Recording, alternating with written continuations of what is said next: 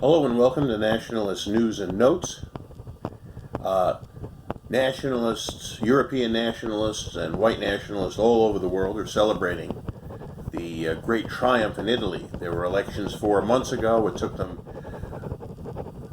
a great deal of time to form a government, but there's finally, in Rome, a populist nationalist government as of yesterday. And we're all pleased by this development. We're happy to hear that the new Deputy Prime Minister and head of the police, the Interior Ministry, Matteo Salvini, plans to, as soon as possible, deport over 500,000 illegal immigrants from North Africa and other Muslim countries. So this is a great development for the future of Europe and for the future of Italy. And I think nationalists all over the world are very pleased. But in our celebratory mood, it's easy to forget about our triumph that occurred earlier today in the small nation of Slovenia, which is a neighbor to Italy. In the Slovenian elections today, Janez Janša and his Slovenian Democratic Party got over 25% of the vote and was the biggest vote getter in the election. It's a multi-party democracy with 7 or 8 major parties, so getting 25% and coming in first place is really a great triumph. Now, what's going to happen in the formation of a government, we don't know. Things may get very contentious, just like they were in Italy earlier in the week. But I think there's room for optimism because they're going to have to respect the party with the biggest vote. Janez Janša is in many ways like Viktor Orban of Hungary, in that he started out as a moderate center-right person. In fact, Janša was Prime Minister of Slovenia from 2004 to 2008, and again in 2012 and 2013. He left under a cloud due to a scandal, but he changed his Slovenian Democratic Party from being a very moderate center-right party to a very radical anti-immigration party. And this has really, really improved his popularity.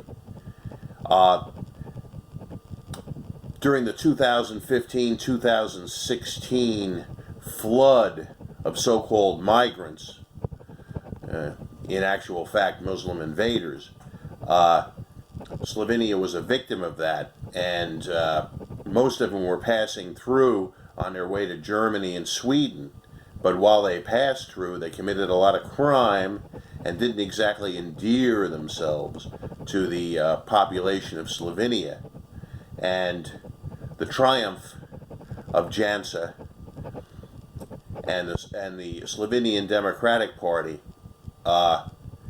is a tribute to that, because Janša started out as a man of the center-right and then became a radical anti-immigration person.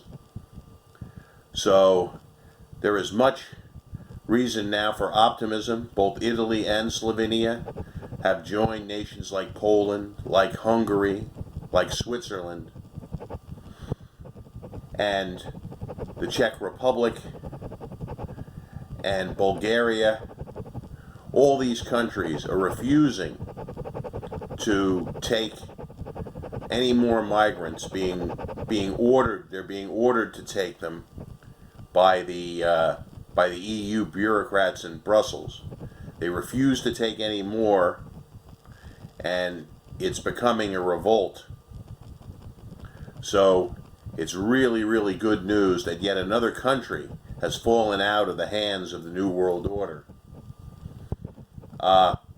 Now, we would have hoped that the Slovenian National Party would have won the election, because they are more a radical nationalist organization, and they've been around a while, but their vote since 2000 or so has tended to gone up and down quite a bit.